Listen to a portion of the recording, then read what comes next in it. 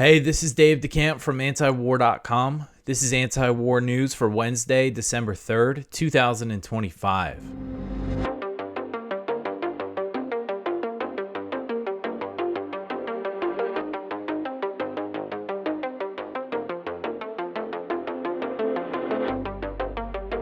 All right, the first story at the top of antiwar.com today. Hegseth says that he was not in the room for the second boat strike. So Secretary of War Pete Hegseth told reporters on Tuesday that he was not in the room when the order was given to launch a second strike that killed survivors on an alleged drug boat on September 2nd, as the Trump administration has shifted the responsibility for the order to Admiral Frank M. Bradley, the commander of U.S. Special Operations Command.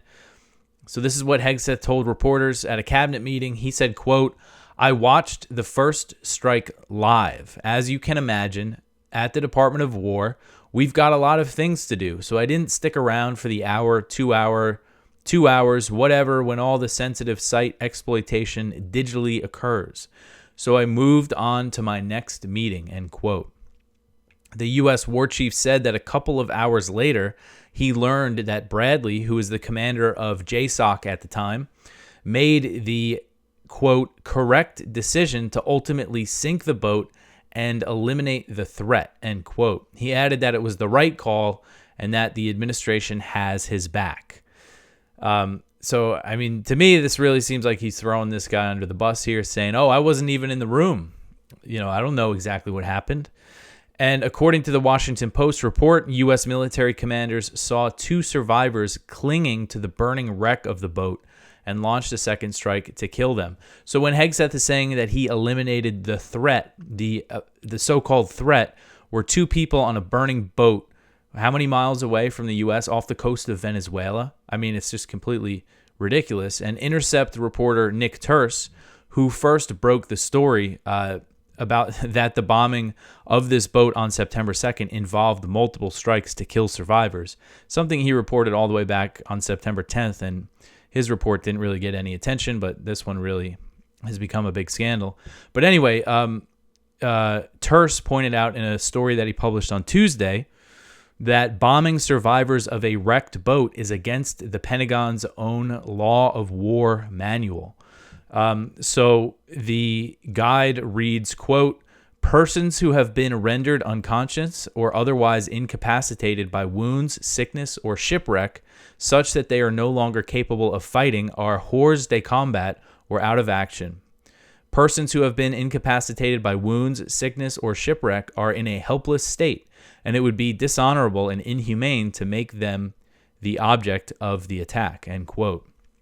So lawmakers in Congress, again, that's from the Pentagon's own manual, and lawmakers in Congress on both sides of the aisle have announced their intention to open a probe into the strike to see if a war crime was committed, though the entire bombing campaign is clearly illegal under both international and U.S. law. And, you're reading the Pentagon manual there, they're saying that if someone's wounded and no longer capable of an attack, then you shouldn't attack them. But these guys were not attacking the United States in the first place. This is not an armed attack. These were civilians suspected of running drugs, again, very far from the U.S. coast. And we've seen other reporting that these boats that they've been targeting near Venezuela, most of them it's part of this pipeline from Venezuela to Trinidad and Tobago, and none of them had the capacity to actually go all the way to the U.S. anyway. So the whole thing is completely illegal. And so Turse quoted, he had a good report about this, basically saying that the whole chain of command could end up being investigated for war crimes here, and that each strike puts them at risk. So he quoted a woman named Sarah Harrison, who previously served as Associate General Counsel at the Pentagon's Office of General Counsel, International Affairs. She said, quote, "While the September 2nd strike seems uniquely depraved, every single strike taken against these boats by DOD is a summary execution of criminal suspects, people who, even if tried in court, would never get the death penalty. Every single strike exposes those in the chain of command to the risk of criminal liability under murder statutes and international law prohibiting extrajudicial killings," end quote.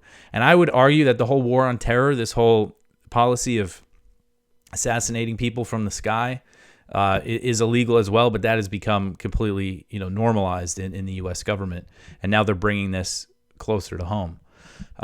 So this is something else here. Further distancing himself from the September 2nd double tap strike, Hegseth told reporters that he did not personally see any survivors on the boat.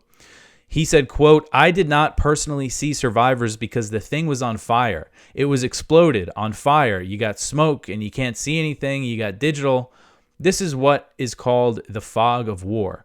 This is what you in the press don't understand. You sit in your air-conditioned offices. You're up on Capitol Hill and you nitpick and you plant fake stories in the Washington Post about kill everybody phrases based on anonymous sources," end quote.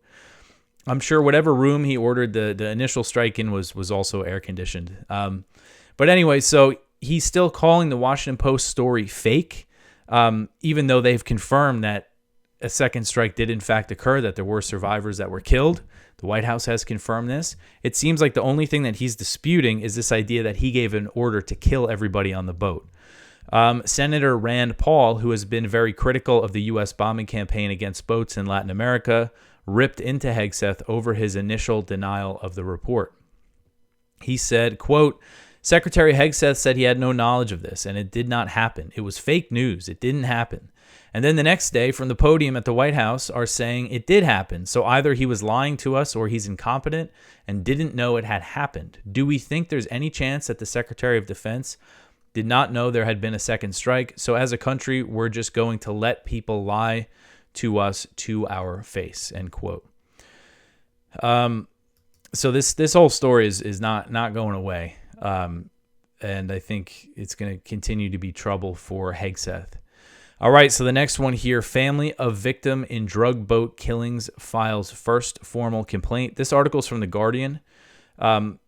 So a family in Colombia filed a petition on Tuesday with the Washington, D.C.-based Inter-American Commission on Human Rights, alleging that the Colombian citizen Alejandro Carranza Medina was illegally killed in a U.S. airstrike on September 15th. The petition marks the first formal complaint over the airstrikes by the Trump administration against suspected drug boats, attacks that the White House says are justified under a novel interpretation of law. So this group that they filed the petition with is part of the Organization of American States, or OAS. And the U.S. is obviously a member of the OAS, and this particular group within it.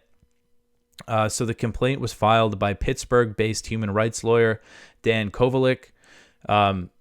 And the filing says, quote, "On September 15th, 2025, the United States military bombed the boat of Alejandro Andres Carranza Medina, which Mr. Carranza was sailing in the Caribbean off the coast of Colombia. Mr. Carranza was killed in the process of this bombing," end quote.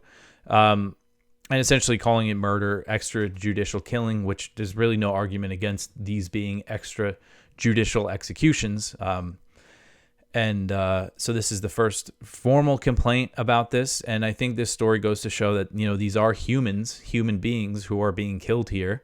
I like to apply the same logic. This is something that I like that Dave Smith does when he debates Israel supporters and Zionists on all these shows that he does, is he talks about comparing things that are happening that Israel's doing in Gaza to domestically in the U.S. If somebody took a hostage into an apartment building full of women and children, or if someone killed somebody and ran into an apartment building full of women and children, would any American accept the government leveling the building and killing everybody inside? And the answer, of course, is no. And when it comes to this, would we accept the government drone bombing, executing people on the street, people driving cars or boats off the coast of the U.S. If they're suspected of moving drugs? And the answer would be no. So I think we should apply that same logic everywhere. So anyway, the next story here, Pope Leo warns the U.S. against Venezuela war. So Pope Leo XIV has warned the U.S. against invading Venezuela to oust President Nicolas Maduro amid the major U.S. military buildup and threats of the U.S. launching a regime change war. So Leo was asked about these threats against Venezuela during a press conference that he held on a plane on his way back from Lebanon, where he prayed for peace in the war-torn nation that faces the threat of an escalation of ongoing Israeli attacks. That was a big His whole message there when he was in Lebanon was about peace. He led a huge mass. I think 150,000 people attended, got a very big welcome. So Leo pointed out to reporters the mixed signals coming from the Trump administration and urged dialogue. He said, quote, "On the one hand, it seems there has been a telephone conversation between the two presidents. On the other hand, there is this danger, this possibility that there could be an action, an operation, including an invasion of Venezuelan territory," end quote. He also said, that it's better to seek dialogue. He also said that bishops in Venezuela, which Venezuela is a majority Catholic nation, bishops in Venezuela are, quote, "trying to find a way to calm the situation, seeking above all the good of the people, because in these situations it is the people who suffer, not the authorities," end quote. And Leo has previously expressed concern about the U.S. military buildup in the Caribbean, saying that it was raising tensions. Catholic bishops in the Caribbean have harshly condemned the U.S. military campaign and the strikes on alleged drug-running boats in the region, saying that it violates the sacredness of human life. So this was a good statement, I thought, from the Episcopal Conference of the Caribbean, basically the Catholic bishops representing all the dioceses in the Caribbean island nations and the Caribbean territories. They said in a statement last month, quote, "The presence of warships and the disruption of marine livelihoods within our Caribbean waters represent real and immediate threats to regional stability and to the welfare of our nations," end quote. The bishop said that while the narcotics trade continues to devastate Caribbean societies, quote, "the arbitrary and unwarranted taking of life cannot be justified as a means of resolution. Such acts violate the sacredness of human life. The disregard for the sovereignty of independent nations cannot be accepted as a reasonable measure in the name of border security. War or the threat of war is never the right solution. The objectives of securing our borders and the elimination of the narcotics trade must be pursued with the respect for law, the dignity of human life, and with a tacit understanding of our region's deep commitment to peace," end quote. So I thought that was a good statement. And that makes a lot of sense to me as a Catholic. I saw Megyn Kelly. There was this clip going around of her, who she is also Catholic, saying that she wished it was something like, "Oh, I don't get how we're supposed to have sympathy for these people. In fact, I wish that they would have waited to launch the second strike so they would have suffered, or if they lost a limb and bled out, like I want to see these guys suffer." And the point that I made is like, I bet, I didn't look back, but I would bet that never once did Megyn Kelly call for the U.S. to bomb boats off the coast of Venezuela that are allegedly carrying cocaine. But now that her guy, her political party is bombing these boats, she wants to see these people suffer, essentially be tortured to death, is what she's saying here. And it's really just barbaric. I mean, really sick stuff here. All right, so the next one here, Venezuela allows the U.S. to continue deportation flights. So the government of Venezuelan President Nicolas Maduro has approved a migrant repatriation flight from the U.S., allowing the U.S. to continue deportation flights to Venezuela, despite President Trump's order for the country's airspace to be closed. So Venezuela's transportation ministry said that it received a request from the government of the United States to restart the migrant repatriation flights. So, I mean, it's just ridiculous. Over the weekend, President Trump declares that all the airspace above and surrounding Venezuela is closed. Venezuela obviously didn't like that, put out a statement against it, and they said that it was, one result of this is the U.S. suspending migrant deportation flights from the U.S. to Venezuela. And then the U.S. requests, can we keep sending these planes? Even though the president declared the country's airspace is closed. So, again, just a very kind of absurd situation here. But it goes to show that the Venezuelan government of Maduro is very willing to continue cooperation with the U.S., yet it doesn't seem like the U.S. or the Trump administration is going to accept any kind of deal other than him fleeing Venezuela. All right, so the next one here, bipartisan House resolution seeks to block war with Venezuela. So this article is from The Intercept from Matt Sledge. So another war powers resolution has been introduced in the House to block a war with Venezuela, and it's been sponsored by Rep. Jim McGovern, a Democrat of Massachusetts, and it would prohibit Trump from launching hostilities within or against Venezuela without congressional approval. The measure was initially introduced by 4 Democrats on Monday. And on Tuesday, the office of Republican Representative Thomas Massie of Kentucky said that he will co-sponsor it. So that's a good sign that Massey's getting on board. So it's a bipartisan resolution. And I really am hoping that this controversy and scandal over the double tap boat strike might get some more Republicans to support this and to slow this push toward war with Venezuela. So there is a chance, however, that the resolution may have been brought too late to put House members on the record. McGovern's introduction starts a 15-day clock, after which he can attempt to force a House floor vote. But Trump may have acted against Venezuela by then. So hopefully that doesn't happen. But essentially saying that it should have been introduced, a while ago at this point. So there was an effort in the Senate that failed. Tim Kaine is saying that he's ready to reintroduce the War Powers Resolution. I saw even Chuck Schumer said that he was ready to introduce a War Powers Resolution. So hopefully this opposition to war with Venezuela in Congress builds up. All right, so the next one here, the IDF kills Palestinian photojournalist in Gaza. So a Palestinian photojournalist was killed by an Israeli drone attack in Khan Yunis, southern Gaza on Tuesday, as the IDF continues to violate the U.S.-backed ceasefire deal. Mahmoud Wadi was known for his drone photography, and he was killed while in an area outside of the Israeli-controlled side of the Yellow Line, medical sources told Turkey's Anadolu agency. And that's what family members said as well. His father must have been nearby. He described what it felt like when the strike hit his tent. And you see this picture here from his funeral. He has the press vest. So this is Wadi's father, Issam. He told Anadolu, quote, "I never expected to lose Mahmoud, who is not just my son but a friend, as he grew up in a photography studio. Mahmoud was photographing in a safe area, but the Israelis respect no pledges or promises. Their entire life is treachery and deceit," end quote. And the strike that killed Wadi also wounded Mohammed Abdel Fattah Asli, who is another Palestinian journalist. And since Israel unleashed its genocidal campaign in the Gaza Strip, it has killed more than 200 journalists in the Palestinian territory. And medical sources at Gaza hospitals told the Palestinian news agency Wafa that since dawn on Tuesday, Israeli forces killed at least 5 people in the Strip. The agency reported that 2 people, including 1 child, were killed by Israeli shelling in Gaza City. And I saw a horrific video on X. It was a very young child ripped apart by Israeli artillery shelling. And so it's just, as we've been saying, this is just we've just seen a de-escalation of the genocide in Gaza, not a real ceasefire. So the Israeli military has killed at least 356 Palestinians since the ceasefire was supposed to go into effect. Actually, that's according to the health ministry on Monday. So if these 5 other deaths are confirmed by the health ministry, which counts the bodies that are brought to morgues, that would bring the death toll to 361.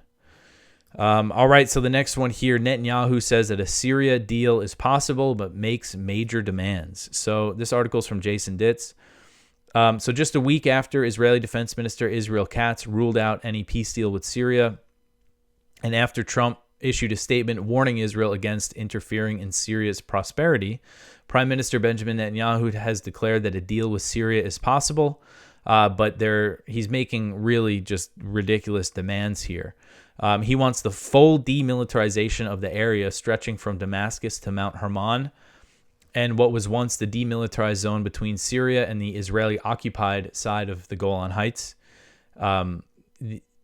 He wants that to be, completely demilitarized, like basically southern Syria from Israel to Damascus. And, they're making this demand when they faced no sort of threat from Syria. We did just see, after months and months, almost a year now, it'll be almost a year, what was it, December 8th, that Assad was officially fled. I might have that date wrong, but it's been almost a year since the regime change and the Israeli invasion of southwestern Syria and these constant raids and airstrikes and things. And finally, they faced some resistance in one of these towns, and they responded with airstrikes and artillery fire that killed 15 Syrians. but they haven't faced any, there's no threat from Syria against Israel, yet they're making all these ridiculous demands because they want to continue this occupation of southwest Syria. All right, so the next one here, UNIFIL denies Israeli allegations that they're aiding Hezbollah. Another one from Jason here. So the UN peacekeeper force in southern Lebanon, UNIFIL, issued a statement rejecting Israeli accusations that they are secretly aiding Hezbollah, and it's usually not good when Israel is making those types of accusations against you, saying that the claims are unfounded and the organization maintains strict neutrality. The Israeli military was claiming on Israeli army radio that the UNIFIL had been leaking sensitive military data and intelligence about Israeli operations to Hezbollah. Officers were claiming the UNIFIL mandate allowed them to get close to Israeli military positions. And they're also saying that UNIFIL is a barrier to their military operations in the area. And Israel is openly opposed. This is UNIFIL back in the 1970s when they first started, this picture here. But Israel is openly opposed to UNIFIL, their presence, and they've been dropping these grenades near them and on them, and they claim that it's that they didn't mean to, but it's completely ridiculous because UNIFIL, they have their vehicles are bright white, they have the blue helmets and everything, and Israel's got constant surveillance going. Like, they know exactly where they are, so it's clear they're trying to kind of intimidate them, terrorize them to get them to leave Lebanon. All right, so the next one here, the U.S. bombs Somalia for the 102nd time this year. So U.S. Africa Command has announced that its forces have launched another airstrike in Somalia, marking the 102nd time the U.S. has bombed the country this year, which, of course, is an unprecedented number. AFRICOM said that the strike occurred on November 30th and offered no details other than saying it targeted al-Shabaab and was launched about 70 miles southwest of Kismayo, which is a port city in southern Somalia. This is in the southern Jubaland region. And the U.S.-backed federal government has been at odds with the Jubaland state government since the region rejected constitutional changes made by the Somali president last year and officially cut ties with the federal government. And there's actually been some sporadic clashes between Jubaland authorities and the Somali military. Yet recently we have seen them cooperate on some joint operations against al-Shabaab, including the recent attack on Jamaim, which is a town in southern Somalia where 12 civilians, including 8 children, were killed in a suspected U.S. airstrike, according to local media. I need to try to follow up more on that. But so, just kind of explaining the as we were talking yesterday, Trump saying, oh, Somalia has no government, yet he's given it all this air support. But, just it's just important to stress how this government that the U.S. backs in Somalia is very weak, does not have much support, does not control much territory. Because I'm always talking about how Puntland is not part of the federal system, not to mention Somaliland, which is further north, but also Jubaland in the south. And on Monday, the U.S. ambassador to Somalia, Richard Riley, met with Jubaland's president, Ahmed Mohamed Islam, also known as Ahmed Madobe. I didn't mention it in the story, but I was looking into him, and he's kind of an interesting character. He fought for the Islamic Courts Union against Ethiopia when Ethiopia invaded. And he says that he narrowly survived the U.S. airstrike because the U.S. was giving Ethiopia air support at the time. And now he's the president of the Jubaland state, but he's a former militant. So anyway, we've been kind of talking about the numbers and everything a lot, and we have some more Somalia stuff in the next story here. The U.S. War Department claims that it's not waging a forever war in Somalia. So the U.S. War Department insisted on Tuesday that it is not waging a forever war in Somalia, despite the fact that the Trump administration has shattered the record for annual airstrikes in the country. So Liam Cosgrove, who's a reporter now for Zero Hedge, he noted during a Pentagon press briefing on Tuesday that the U.S. has launched 101 airstrikes, now 102, in Somalia, and that U.S. troops reportedly conducted a recent ground raid. And he asked basically, why is the U.S. military still in the country? So this is what Kingsley Wilson, one of the Pentagon spokespeople, the Pentagon spokeswoman, her response was just buzzword after buzzword after buzzword and not a real answer at all. But this is what she said. She said, quote, I can assure you this is an America First Department of War and President. So we aren't conducting forever wars in Somalia. We aren't seeking regime change, and we're not nation building, end quote. Oh, okay. So that's good to know. But again, it's just absurd because, when we talk about the numbers, I know I'm always going on about it, how unprecedented this is. But this is something I figured out today that I think really spells it out. President Trump just this year has launched more airstrikes in Somalia than Obama and Biden did during their 12 years in office. So Trump just this year has launched more airstrikes in Somalia than Biden and Obama combined ever. And, the official record for Bush airstrikes in Somalia is 11. I think that the real number is probably higher because they were backing the Ethiopian invasion and it was kind of unofficial. And also, this stuff doesn't count CIA drone strikes and everything, but the AFRICOM record shows that Trump has launched more airstrikes in Somalia just this year than Biden and Obama combined. And nobody's talking about it. We've seen some stories in mainstream media. I saw Fox News covered it, and Stars and Stripes, which is a military-focused outlet that's actually funded by the Pentagon. They had stories about the 100th airstrike, and of course they made it sound all great. But so despite this just unprecedented bombing campaign, Kingsley described the campaign as narrowly scoped. She said, quote, "I will say that this department's narrowly scoped intelligence-driven counterintelligence operations in places like Somalia alongside our partners allow us to protect the American homeland from terrorist threats and to protect our interests," end quote. And she also went on this thing. She said, we're not isolationists, but we're not neocons. We're realists. We recognize when there's real threats to the American homeland, but there's no threat from Somalia. The ISIS affiliate, I think, is just, according to the latest estimates, it has a few hundred members. And there's these affiliate groups like all over Africa.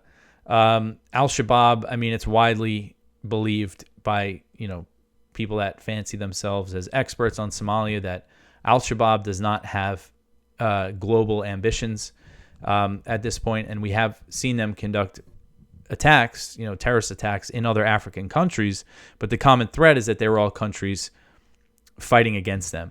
And you just look at the history of U.S. intervention in Somalia, which essentially created Al-Shabaab and the ISIS affiliate. It's done nothing to protect the U.S. homeland. It's just completely ridiculous, but that's what she's leaning on. And she says, we're not neocons, but it sure sounds a lot like, what we heard from the George W. Bush administration back in the day. All right, so the next one here, Witkoff and Kushner hold a 5-hour meeting with Putin. So U.S. envoy Steve Witkoff and President Trump's son-in-law, Jared Kushner, held 5 hours of talks with Russian President Vladimir Putin and his advisors at the Kremlin on Tuesday to discuss a potential peace plan to end the war in Ukraine, but the meeting ended with no sign of a breakthrough. Yuri Uzhakov, a top aide to Putin, said that the talks were useful, constructive, and meaningful, but he said that no compromises were reached. He said, quote, "Some American proposals are acceptable to Russia while others are not," end quote. And Uzhakov said that the U.S. presented proposals on territorial control, which is one of the main sticking points in the negotiations, and he declined to share more details about the conversation. He said, quote, "We agreed with our American colleagues not to disclose the substance of the negotiations that took place. The discussion was confidential," end quote. So the fact that the U.S. presented proposals on territorial lines suggests that, the original plan was essentially what Russia has offered, Ukraine ceding the Donbass, frozen lines in Kherson and Zaporozhye. That's kind of the broad strokes. Although there was this other thing that, like, the territory that Ukraine cedes has to be demilitarized. Not clear if Russia's going to agree to that. But the fact that they're offering new proposals on territorial lines suggests that Ukraine came back, because Ukraine has been very resistant to ceding any territory. So they might have taken, made changes territorially speaking after the talks with Ukrainians. So I really don't have much confidence that this is going to lead to any kind of deal. And I think, these were long talks. The Russians are hearing them out. I think Putin's just trying to keep things cordial with the Trump administration, but he's not going to accept anything short of, his key core demands. All right, so the last one here, Turkey reports third attack on Russian tanker in the Black Sea. So this article's from the Cradle. This is something I've been meaning to cover. So a third Russian tanker has been reported struck in the Black Sea on December 2nd, extending a pattern of drone strikes targeting vessels linked to Moscow's wider shipping network. The latest case involved the Mid-Volga 2, a Russian-flagged ship transporting sunflower oil from Russia to Georgia. The strike took place roughly 80 miles off Turkey's northern coast, inside Turkey's exclusive economic zone.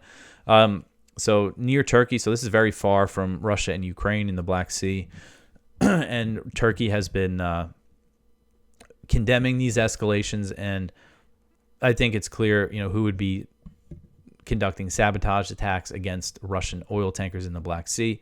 Probably the Ukrainians.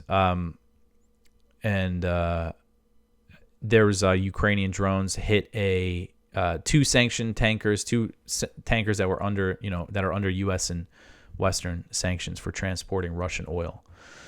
All right, so that is it for the news for today. Please go check out our Viewpoints, one from Connor Eccles, Inside Israel's Shadow Campaign to Win Over American Media, one from William J. Astore, A Thermonuclear Hair Trigger, one from Ali Rizik, The Perils of an Iran-Centric Policy in Lebanon, one from Dan Steinbach, Behind Diplomatic Crisis, Japan's Economic Slide, one from Andrew McCarthy, We Intended the Strike to be Lethal is Not a Defense.